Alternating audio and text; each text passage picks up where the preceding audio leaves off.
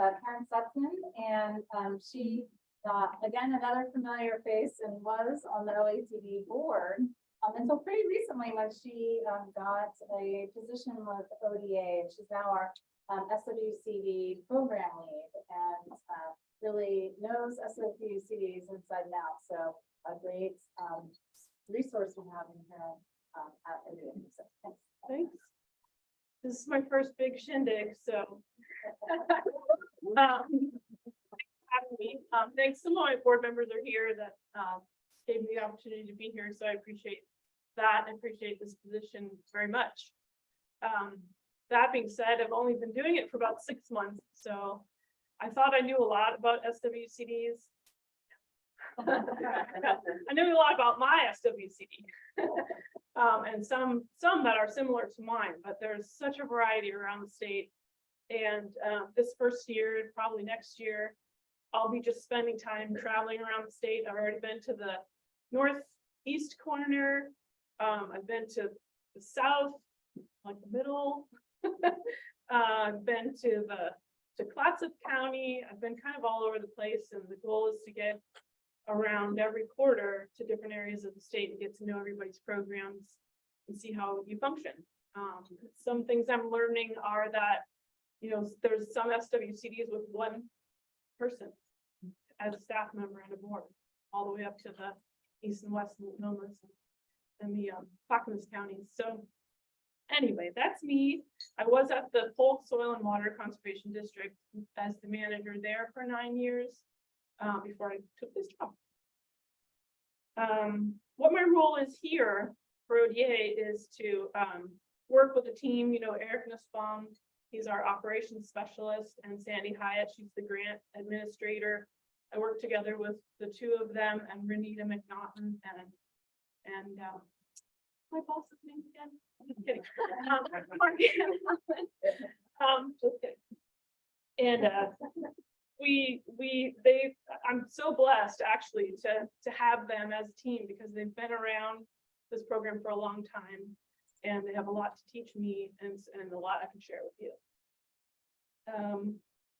So moving on to ODA in general, over the past 6 months, Morgan has hired 7 new positions for the agency, and so we're just in the process of training up all of those people. I'm one of them, to bring more presence around the state to meet the needs of the program, including 3 new water quality specialists. I think a lot of you have met them already. If you haven't, your managers have.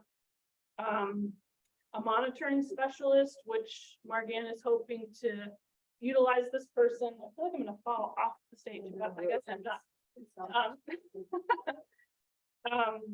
Monitoring specialists to help just bring more presence, more transparent picture of what ODA accomplishes as an agency, and to help tell the word of all the good business practices and best management practices that ag producers and land managers are doing around the state. Let's see. There's going to be a monitoring specialist to work underneath the there's going to be an SIA lead, because part of ODA's role is to focus on different parts of the state. I know you all are familiar with this on the SIA initiative, but they're now actually going to have a lead like me over that portion of the program, and then a specialist underneath that to coordinate all the open houses and getting all the information out there. ODA is also the hub for concerns around emerald ash borer. So they have put together a task force through the pesticides program that includes ODA and ODFW, APHIS, and others. And they meet together regularly, like maybe every month and a half, because they really want to have a consistent message around how to talk about it, where to find information for pesticide use or reporting, monitoring. So if you go to ODA's website, it's still, I think, a streamer across the top and the front. the Emerald dashboard, and you can have someone come and talk to your district or train your staff or train you on how to detect that. And this is in the Willamette Valley where I'm talking.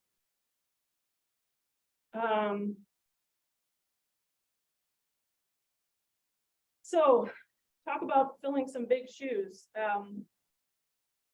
When I first got to ODA, Mark-Ann said to me, "Oh yeah, we've got this $650,000 that we have for our general fund that we got from the legislature, and just wondering if you could get it out the door." Okay. So I'd actually always been on the other side of the grant writing, right? Like turning in the grants and thinking about how to craft them. And now I'm on the other side thinking about what are the qualifications? How do you apply for this? How do we make the contracts for this? So it was really challenging, but something that I enjoy. I guess I like being stressed out all the time. But so we got this money out the door. We had 14 applications and we were able to fund 9. We had the 650 to give, but there were $850,000 in ask. So that, we were worried in the beginning that we weren't going to be able to spend all the money, and boom, out the door it went. So that was great. The legislative intent of this money is to support the ag water quality program and to support area plans that most people have in their county. The goal is to support the program and then to improve streams for fish and wildlife, as well as ag water quality plans and the strategic implementation area initiative. And so I had to think to myself, okay, SWCDs really don't want to do anything that seems like we're regulating or that we're, implementing law. So how am I going to get SWCDs and watershed councils, by the way, to want to use this money? I had to think about my position as manager and the tools I need to get projects on the ground, or that other watershed councils need to get projects on the ground. And so I took that idea and structured what kind of proposals people could turn in. So proposal types address area-wide assessments like action plans or strategic plans, which is what a lot of watershed councils and some SWCDs use to develop projects. And they had to support goals that were not currently being met through area plans. So tomorrow at 11, I'll be giving a more in-depth talk about this grant program, but it is something that's going to happen biennially for 2 years at a time. Sorry, I just said that. And but the funding could fluctuate a little bit. More about that tomorrow.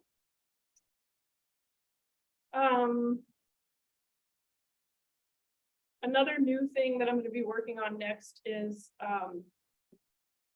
thinking about where soil and water conservation districts and ODA can address actions to help the state achieve greenhouse gas emission control for the governor's climate change executive order.